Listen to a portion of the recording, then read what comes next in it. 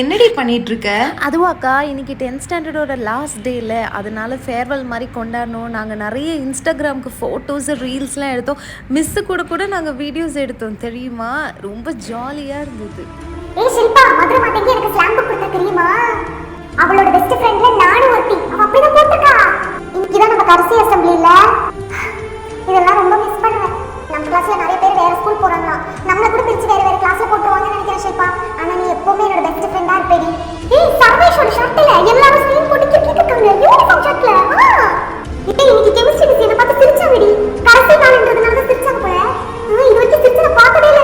Finally அதுவும் நடந்துச்சு. Wow what a medical miracle. Varnavi உன் ஸ்லாம் புக்ல நீ என்ன ஃப்ரெண்டா போட்டுருக்க. நான் நினைச்சு கூட பார்க்கல.